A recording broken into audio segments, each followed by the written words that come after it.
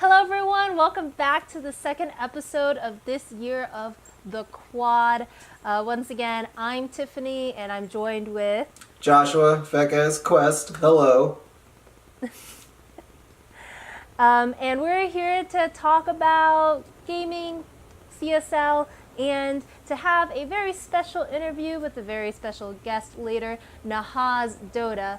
So let's start out by just talking about some of the major stuff that's been happening in the gaming world. I mean, there's a pretty big one that's kind of taking over social media this week. You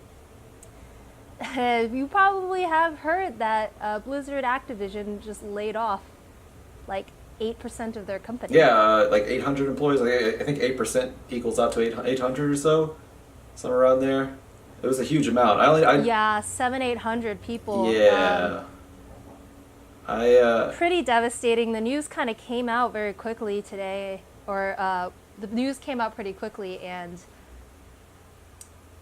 it's pretty bad. No, it's absolutely horrible. The worst. One of the worst. I mean, obviously, nothing good. Is good for anybody working at Blizzard right now because if you have a job still at Blizzard, then you're really depressed right now, which really sucks. And of course, I mean, everybody's been kind of seeing it coming at Blizzard. I mean, there's been rumors all the way from this morning. I think maybe yesterday I even saw some things on Twitter about it, and I couldn't imagine being in that position where you know something's going to go down, but you don't exactly know if it's you or not. And then like I was going to mention, I know one person who it actually did affect, and that sucks. Retweeted him, help him out as much as I can. But other than that, like, your friends feel powerless too. Like, everyone's just kind of powerless in this situation. It really sucks.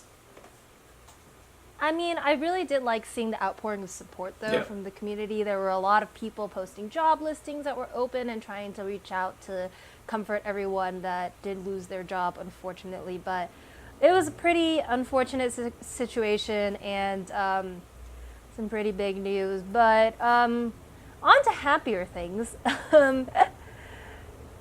Apex Legends has been taking over. Yeah. Everything. That's exciting, because I'm tired of Fortnite.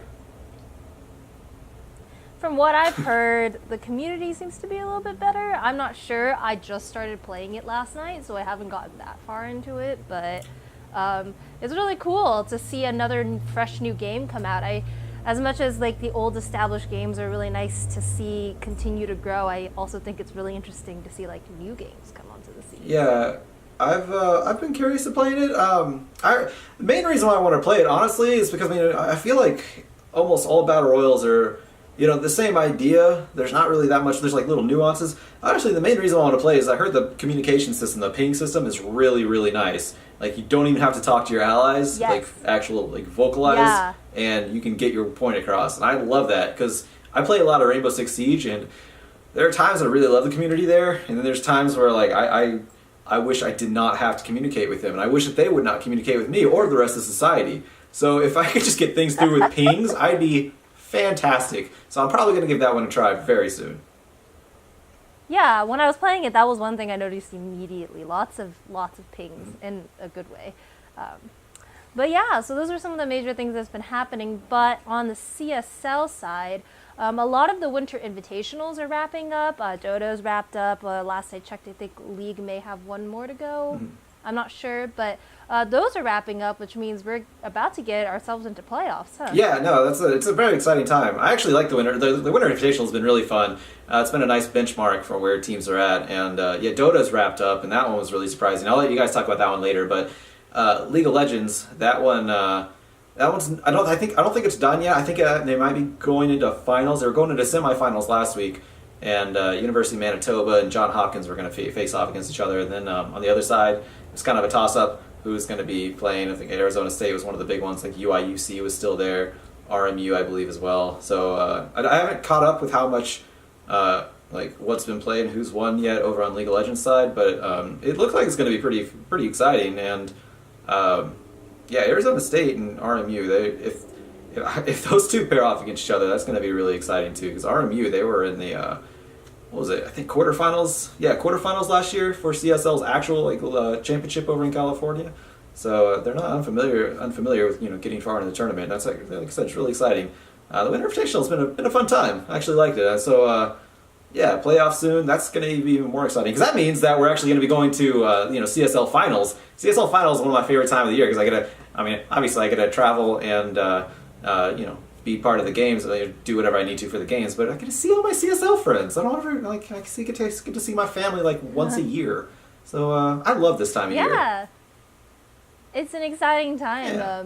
Also, we have lots of Smash broadcasts happening. Those Smash tournaments or the qualifiers, are still going on. Look out for those on the weekends because we are broadcasting them as they're happening. And in other news, the San Jose University documentary has released on their esports program, becoming a club sport. So definitely check that out. We'll have the trailer for you again at the end of the show. But if you would like to check it out, go to bit.ly/CSL SJSU. But watch that after this. How about that? But just so you know that has. Yeah, no, definitely watch it after. It was a really good documentary. You did a great job on that one because I don't know if you know this about me, but I've been keeping up with San Jose State for a long time because they were the first like big collegiate team that I ever casted besides Washington University, and Locktran, he was the old jungler. Obviously, you'll know that if you watch the documentary, and he moved on to UCI, and I was actually really excited that you guys got an interview with him because I've been wondering about the whole situation with him and Sergio, and you guys got into that one, and I'm excited because it was a little bit dramatic, that whole scenario. So yeah, that was enlightening because I never actually delved into it because I don't know, I just honestly I just didn't have time because there was a lot of stuff going on in Collegiate Esports. So I'm really glad that's being documented now. So definitely go check it out. It's a great documentary. Very nice. Yeah, if you don't know what the hell he's talking about, you should probably watch the documentary. Yeah, you should go watch it. At the end of this. But let's get on to our feature game this week. And this week we're going to be talking about CSL Dota 2.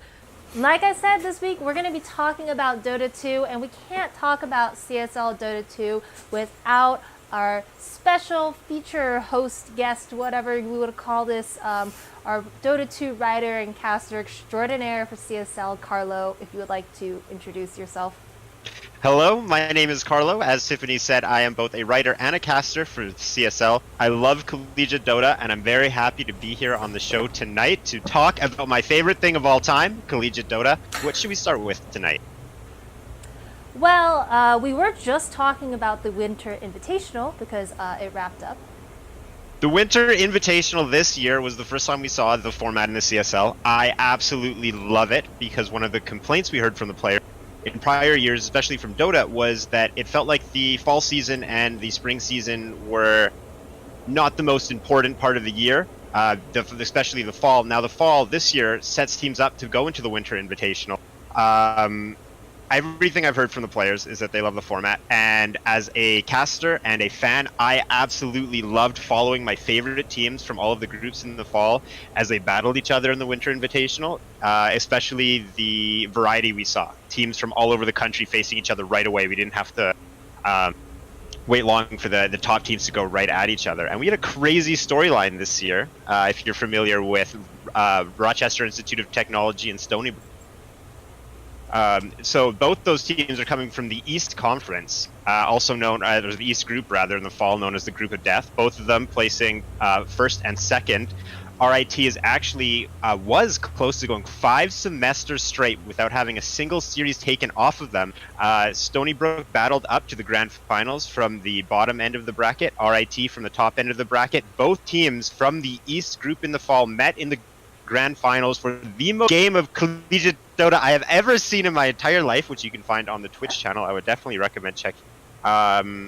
Should I talk about the outcome here? I guess it's not spoiler. Yeah. No, you're good. Stony Brook University actually took the series 2-0 over RIT, which is unheard of because RIT rarely even has to play a game 3 with the amount of domination they bring to every match. However, we didn't get to see a game 3. Stony Brook University took it in 2 games. Amazing games against RIT, not only dethroning them as the hottest team in Collegiate Dota, if not the hottest team in the CSL overall. Stony Brook took the first win ever in the Winter Invitational, which is $1,000 US prize, And now Stony Brook has proven that RIT can bleed. And going into the playoffs, this is a huge deal because RIT doesn't even know what the defeat screen looked, or didn't even know what the defeat screen looked like until SBU dethroned.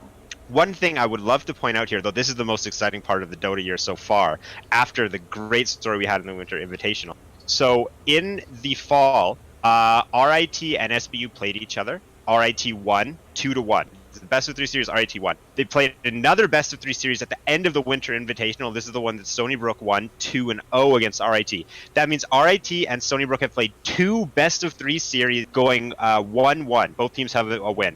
At the pace that we're going, with how hot these teams are, I think it's extremely likely we're going to see both of these teams on LAN, potentially even in the LAN finals, where they can settle it for their 3rd best of 3 of best of 3s this year. Oh my gosh. It's like so perfect how it's working out, especially with the inclusion of the Winter Invitational. I love the new format. I love the Dota it's given us. I'm extremely happy with it. That's really cool. And the really cool thing that I really liked when I looked into the Dota 2 with CSL is the history. Like, there's a long standing history behind a lot of the teams, like with RIT for so long being, you know, they're champions. And it's really interesting to see it all come to a head, like right now with Stony Brook versus RIT.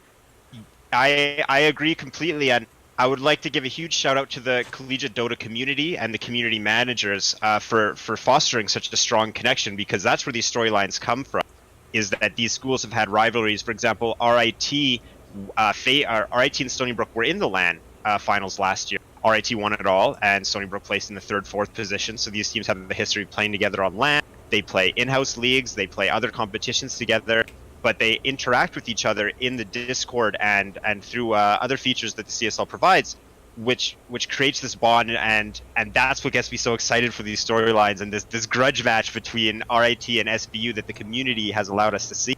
And you know, obviously they're not the only teams involved in some crazy storylines in the CSL, but that might be the main course, so to say. Those 2 teams going after each other.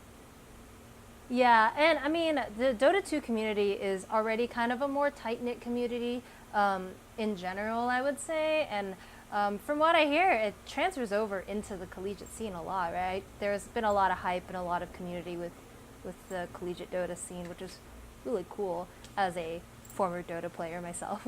I agree. I mean, I'm biased. I would say Dota is the best community.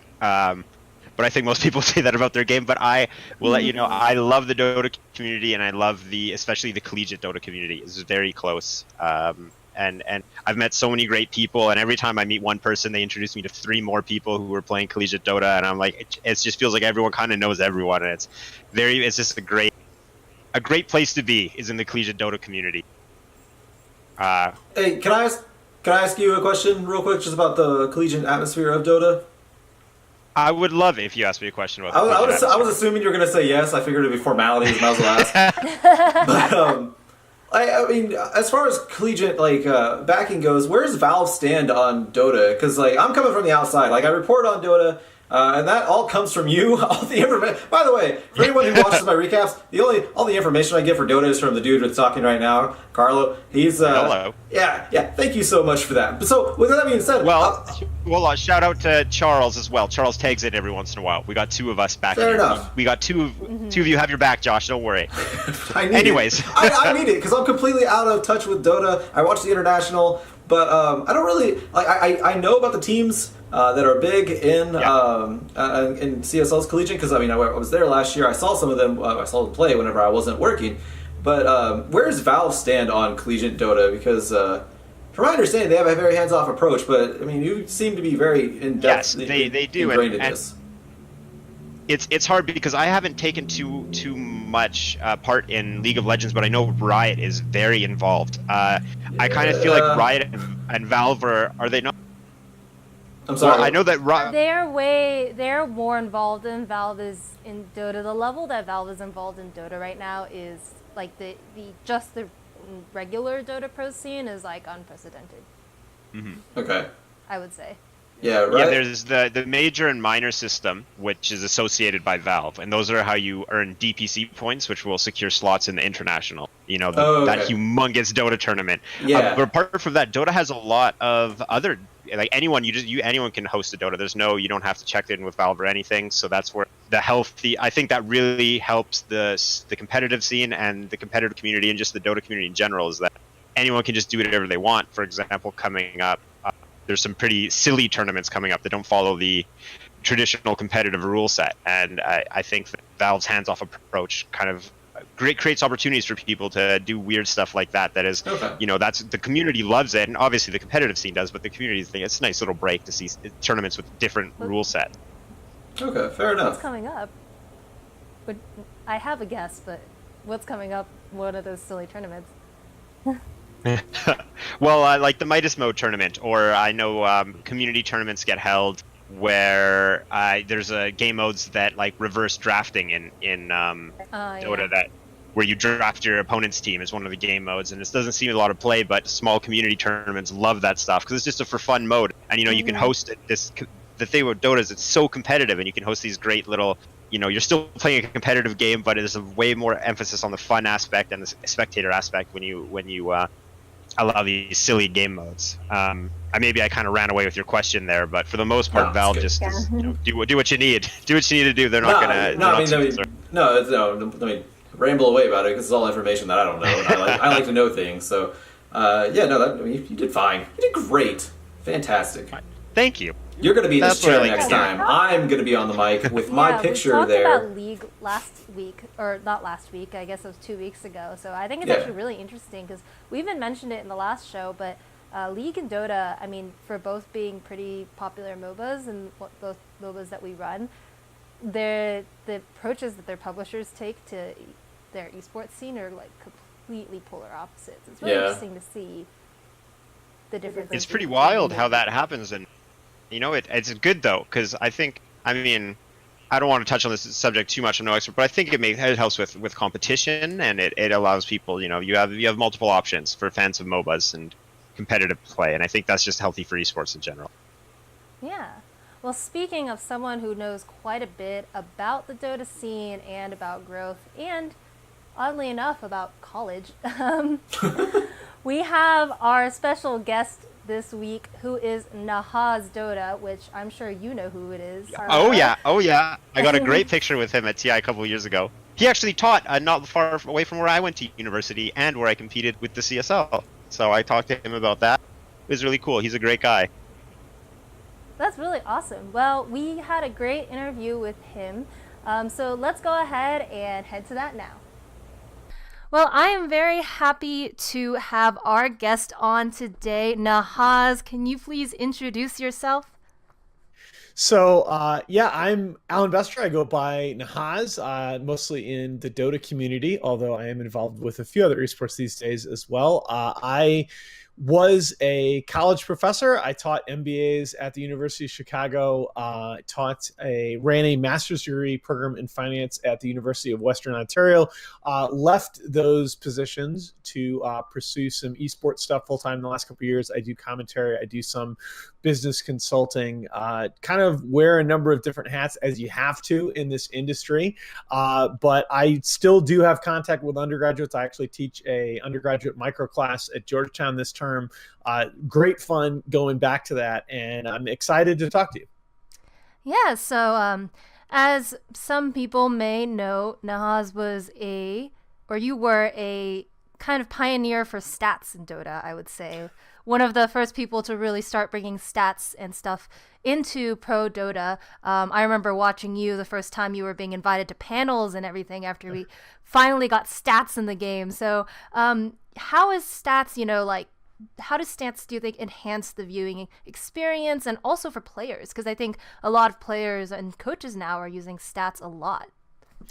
Yeah, I think it's you sort of talk about the dual purpose, being entertaining as well as a little bit of scientific, and I think that those two are more related than people give them credit for. I think a lot of people see those as sort of opposing ends, and they're really not.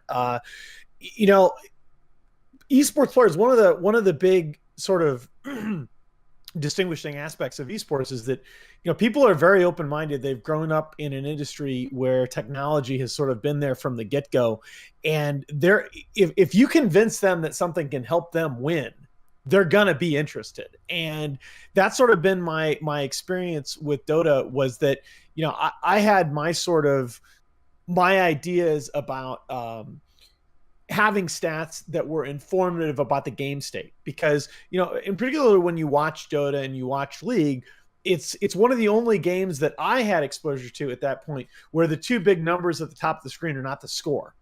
So you turn into a game and you see 21-9 at the top of the screen, that one team has killed 21 heroes and the other has killed 9, and you say, well, that's an insurmountable lead. And in a lot of cases, it really isn't. And so the idea that I had when first watching Dota was not so much to be scientific or overly quantitative. It was to try to get better, concise descriptions of the game state.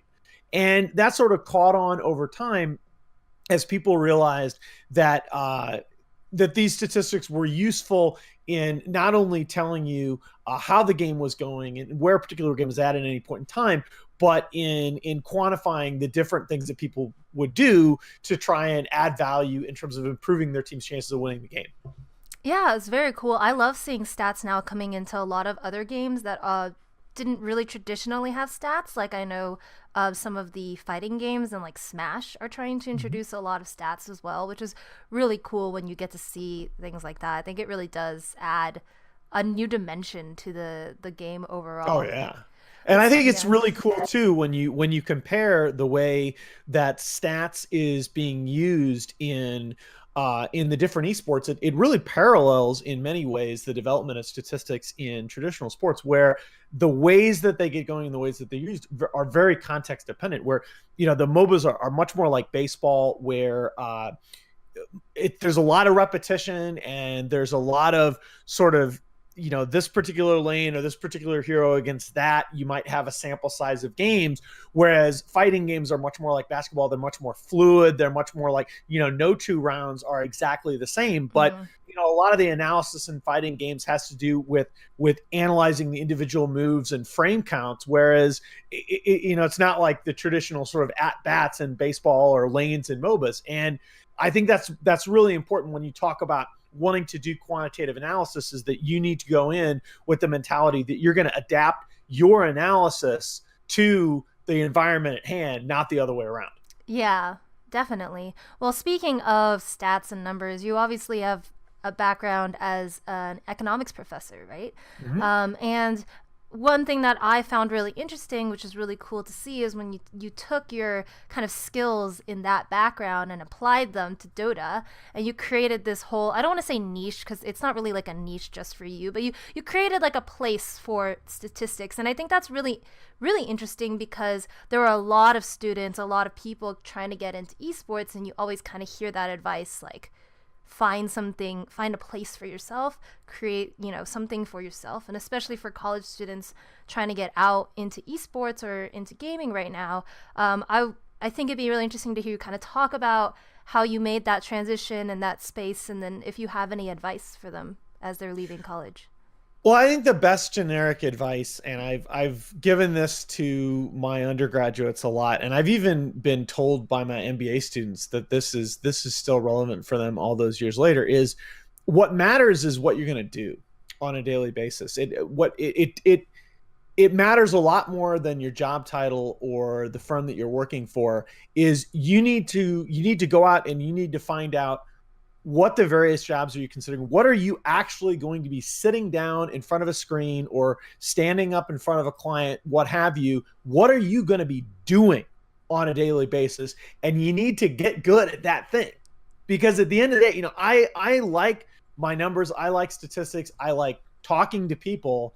And at the end of the day, that's what being a professor is. Okay. But that's also why I got into esports, because I like that kind of quantitative analysis. There are a lot of very unique data types available in esports. And the fact that I have this ability to not just sort of plunk the numbers and run them in a spreadsheet, but to actually articulate like what I find interesting and what other people hopefully may find interesting. That's there are a lot of premiums. And that's, by the way, is another thing. The big thing I used to tell my MBA students in particular, because I would get at Chicago, it has a very quantitative reputation. All right. And I used to tell the students, there's such strong complementarity between quantitative and analytical skills and communication skills. And there's this tendency, like my English majors, they want to steer clear of the quantitative classes. And my math or engineering majors, my people that are very comfortable with those quantitative techniques, they want to go and they want to take the next hardest class. They want to go and they want to, I want to go take the advanced master's or PhD level this class. Yeah. And you have to push yourself outward. Okay. You have to develop your skills in different areas. And, as much as, I'm being a hypocrite here because I love math. I was a math and econ dual major as an undergrad. I took the PhD level sequence in the math department. Yeah. All right. My senior year as an undergrad. Okay. So I was guilty of this, but really when you're looking at those classes, look at those classes with an eye toward, it can very easily be better for you to go take that public speaking class, okay, than it is to go take advanced stats number 1800. All right. The other thing is related to what I was saying before about you need to talk to people in different areas and you need to find out what they're actually doing, like beyond job titles. One of the only smart things I did while I was a professor at Chicago, because there are a lot of smart people there. All right. I won't claim that I was smarter than anybody, but one thing that I did that I thought was pretty smart was there was a tradition of the former MBA students coming back on campus to do recruiting. So the various firms that sent recruiting onto campus would always, like, their most recent hires from Booth would always come back to talk. And so I would always take some of my former students out to lunch and I'd say, hey, look, tell me what we could be doing better. Like, I'm just teaching a basic stats class here, but what could I have done better? What could I have helped you with? And surprisingly, the one thing that I got told a lot is you need to put yourself in a position where you can sit down and be productive on the first day. Because look, your degree, however good your school or whatever level your degree is, it's never going to prepare you completely for any given position, right? There's always going to be a certain degree of on-the-job training, a certain degree of learning as you go. And that's fine. That's nothing to be intimidated by. But you'd be surprised the people that can sit down on that first day and instead of waiting for somebody to come along and commence their job training, can do something productive. That's a huge edge. Yeah. It's an edge in being hired. It's an edge in, once you get in the door, distinguishing yourself. So it's kind of the thing. I teach it. I've taught an econometrics class in the past, which was like economic statistics. And the big thing that I bother the students there is number one, everything that you learn in your classes from here on out, you should be asking, how do I do that with data? Where do I go get the data? Where do I go? How do I make this work? How do I demonstrate it? All right. And number two, don't neglect, like, everybody wants to, a lot of people will want to tell you that you need to go get get a computer science minor or something like that. That's fine. Nothing wrong with that. But hey, don't neglect those basic spreadsheet skills. Yeah. Okay. Learn like basic Excel stuff. You'd be surprised. All right. No matter where you go, all right, no matter how high powered a quantitative firm you're at, there are probably going to be people that need basic spreadsheet monkey work done. All right. And it doesn't sound sexy and it doesn't sound glamorous, but I'll tell you what, if you are somebody that comes in on day one of your job and that boss says, oh, the person that was supposed to train you is sick today, or I was supposed to go over this with you, but I have a meeting and I have a deliverable due. If you can say, hey, you know what? No big deal. Give me something to do. I'd love to run something for you in a spreadsheet. I'd love to put a forecast together. I'd love to do some summary stats for you, write a quick memo. Writing skills is another thing. Okay. Mm-hmm. If you can just, whatever situation you're plugged into, do something productive, people will love you. Yeah, no, I agree. One, I would like to add that spreadsheets make a lot of companies run, so I totally agree on that Yes. point. A lot more than you would think. And then I definitely agree, like, especially in esports, when you have to wear many hats, if esports is something you're looking to go into, being well rounded is like the best thing you could have because you're Right. probably going to have to be doing a lot of things that you didn't intend initially to be Yeah. doing. So, Look, what I tell my students is that the 4 words that will sink anyone's career, that's not my job. yeah. You just if you're gonna, and this is, I used to have this talk with my MBAs that we're gonna go work at startups, okay? Because this was around the time early late '90s, early 2000s that there's a lot of tech and pharmaceutical startups. A lot of people, the VC industry was really coming into its own, Mm-hmm. and a lot of people wanted to go work at these smaller firms. And I remember I would tell the students, look, you need to do some introspection, and you need to say, am I someone that is comfortable working with sort of an undefined job description? Because when you go to work in an emerging industry, or when you go to work at a smaller firm, which in esports they pretty much all are, Yeah. you need to be comfortable with the fact that there is not going to be a finite list of bullet points to describe your job.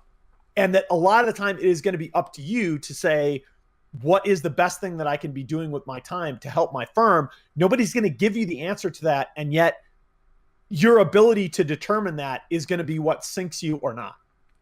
Yeah, for sure. I totally agree with that. And hopefully, anyone who's watching that looks to get into esports really takes that advice to heart because the industry is still growing. And if you can do that, you are going to be a much more valuable asset to any company that you're looking to work for. So, some great advice. Speaking of some people trying to make a name for themselves, I know that in Dota, there's a lot of amateur players who are trying to come out and, always, of course, the eye on the prize is to become a pro player. So, what do you think about how to get yourself and show yourself and become a little bit more known so that you could get out there? Because while we have a lot of Dota 2 players that do just play in our league for fun, some of them Right. are very talented and some of them could potentially be looking for that. So I was wondering if you had any thoughts on that as well, on that side of it. So I'm gonna answer the question specifically for Dota, but I think it's important to take a step back and to remind people that you asked me this question specifically for Dota, but it is very important because I get asked this question a lot more generally. The Mm-hmm. answer to this question really depends on your title. All right. The Dota environment, we don't have much of a developmental system in place in Dota, and I really do think that that's to our detriment. I wish there was more one, and I've been telling people, I've been telling orgs that are looking to get into Dota, I think that there's a huge scope out there. The first esports organization that figures out how to do player development right, I think is going to make a lot of money off the back of that. All Oh right. yeah. But you asked me specifically for Dota. Let me answer specifically for Dota. Honestly, I think uh, because of the lack of a true developmental system, I think grinding pubs is still a way forward. If you are somebody that consistently has your name atop those MMR leaderboards, people are going to notice. All right, people do, if watch your conduct as well. Like if you are somebody that is, you're eventually going to be getting into games with high level and or pro players as you move up in MMR, and if you're somebody that consistently is playing well, that you have some good games with people that are on or know people on these teams, that eventually does trickle down. Now, there's no guarantees and it takes a while, but I'll guarantee you this, that it takes a lot more games to get noticed in a positive way than it takes to get noticed in a negative way. And so Yeah. you really do have to be mindful of the there are some really, really good players, particularly in North America, that probably have the chops mechanically to compete on pro teams, but that will never be on any pro team ever. Like ever. Like Yeah. to the point where, you could have a dual whatever Dota World League or whatever, created with teams paying $20 million to have a Dota team, and they still wouldn't get picked up. Okay. That is a thing, and you need to be mindful of it. NADCL is a big deal. Okay. The developmental league sponsored, put together by Peter and sponsored by some others. They're putting out what I think is a really solid product. It's worth your attention. Even if you're not quite competing at that level yet, I think it's important. You need to watch Dota at multiple levels. It's fun to watch, OG play and win TI. It's fun to watch Liquid play, but it's also very instructive to watch some of these challenger level teams plays and the mistakes that they make. And yeah, a lot of the times, if you get the chance to see Peter or even somebody like Cap commentating these games, all right, like these are guys that know what it is to play. Peter, in Peter's case, obviously at the top of the pro game, but we have talent. We're fortunate to have guys in the talent pool like Capitalist and like Lizard in EU that have played on that. These guys were like this short of being able to make it as pro players. I mean, they're still like top couple hundred material MMR, but they're just kind of they fell this short, and they have a very good understanding of like what it takes to get yourself from like a solid 5 or 6K level to a semi-pro level, and what it would have taken them to go and take the next step higher. And that's a big opportunity, right? To study kind of what the teams, you always want to be looking at. It's great to be looking at what is Sumail doing. Okay. But it's important. You never want to stop looking at what's that guy that's just a little bit better than me doing. Like, what's this guy doing that just beat me 1v1 mid in a pub that I can learn from? It is really ironic in Dota that if you go on our Dota 2, okay, everybody's got the answers. Everybody knows what item build is best. And you're a complete idiot if you don't agree. If you actually go to LANs and you participate in conversations with pro players, these guys are sponges. Okay, they are constantly soaking up new ideas. They're constantly, okay, I tried that and that didn't work. Let's try this. And, I used to love watching Eternal Envy stream, for example, precisely because he would take this completely wonky item build and he'd push it to the absolute limit. And every so often, along would come along soaring on Storm Spirit that everybody in the world thought was freaking terrible and made fun of him for doing it. And then it turns out to be the build. Yeah. It's, there's more stuff like that happens than you think. You have to be always looking for new ideas, and because that never stops. Like the teams this year, okay, that win TI, relative to where they are right now, they're horrible. Everybody sucks right now compared to the team that wins TI. That's what people don't understand, is that competing at that level is, above all else, it requires that every day you are getting better. Not that you're already amazing, but that you're capable of continually improving. Yeah, definitely. And we do, like I said, have some talented Dota 2 players. So hopefully I would love to see some more players come out of the Collegiate League, not even just ours, but coming out of college and going pro if that's what they desire. Because, of course, we want people to stay in college. And hopefully this Collegiate League can help with that. So as we're kind of coming to the end of this, we're going to do a word association game. It's just a fun little way to kind of get a little insight into your mind. So I'm going to say a few words and see what the first thing that comes to your mind is when you hear it. Okay, are you ready? Sure. All right. Dota 2. Video game. All right. The DPC. DPC? DPC. Rules. That's very true. The International. History. That's a good one. Mars. Disneyland? Please? Okay. Auto chess. Oh. Goblins.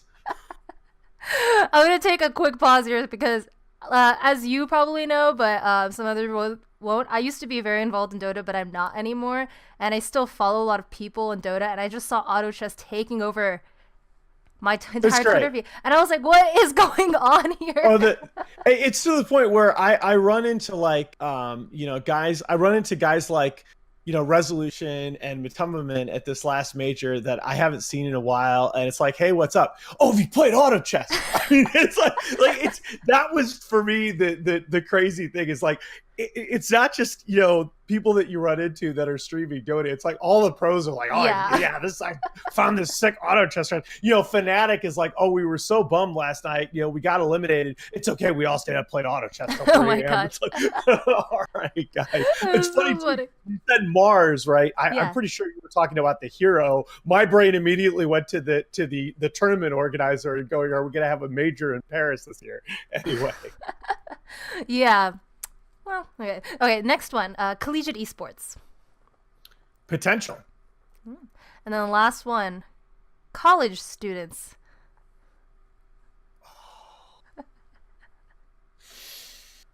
This is the problem. I was going to use the same.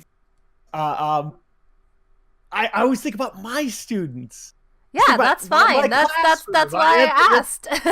That's kind of the thing is I think about like my favorite day of any term is that first day of class when people are walking in, there's just that sense of possibility. It's this sort of journey that we're all starting on together, and I think it's important. I try to do this with my classes, and I think you should try to do it with every one of yours, that every class should tell a story. It's a journey that you go on, and it has a beginning and a middle and end. And, I think way too many people get focused on, the microscopic stuff.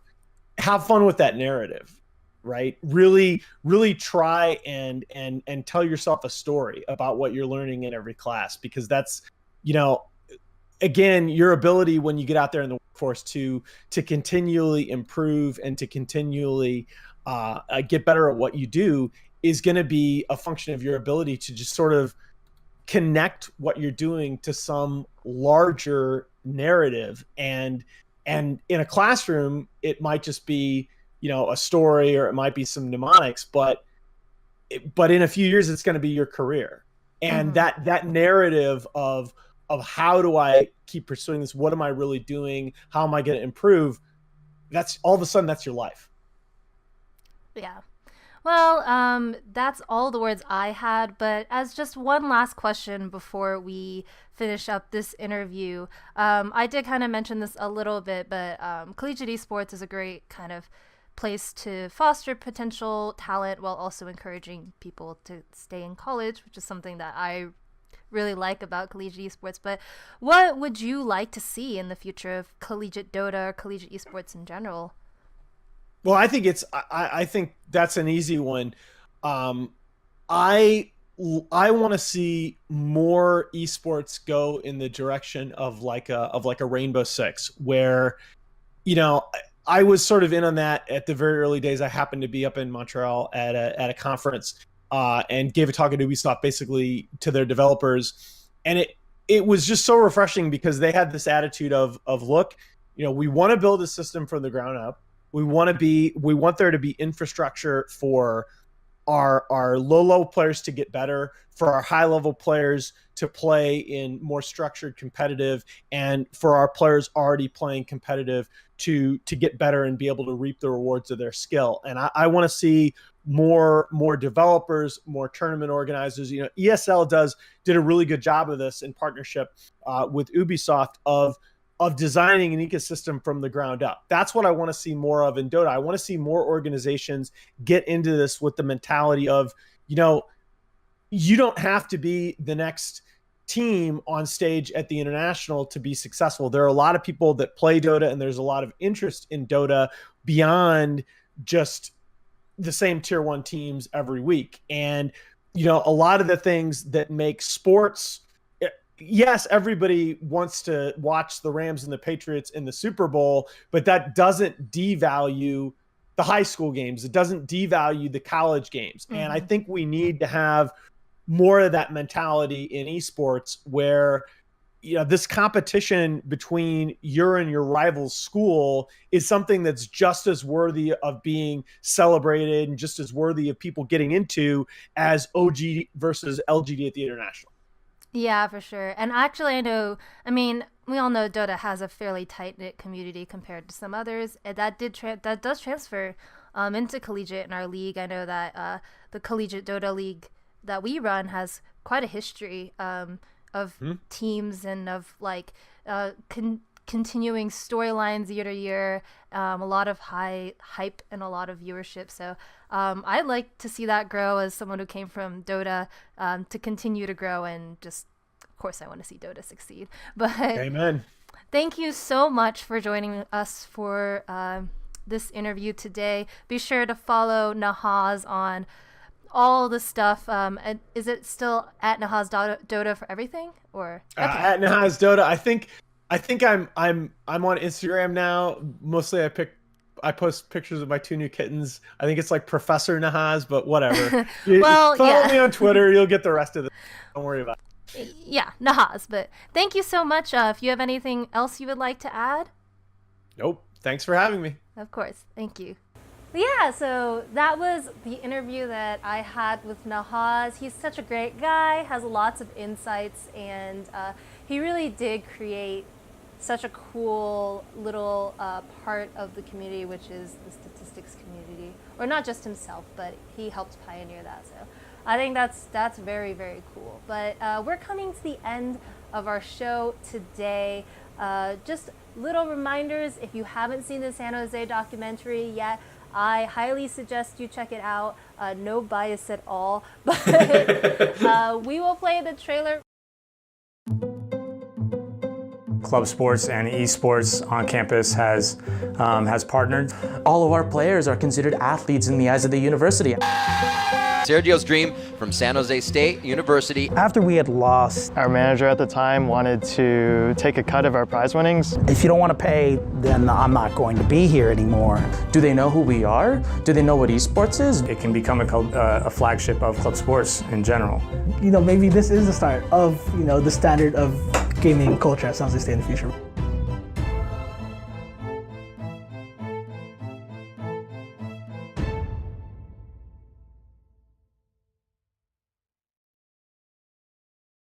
So if you'd like to see the full San Jose documentary, be sure to check it out on the CSL YouTube channel, or go to bit.ly/CSLSJSU. But with that, our show this week has come to an end. So thank you so much for watching The Quad. I'm Tiffany. I'm Joshua, Fat Guy's Quest, if you want to go the whole thing about it. And be sure to catch us on the next show. Thank you guys so much for watching.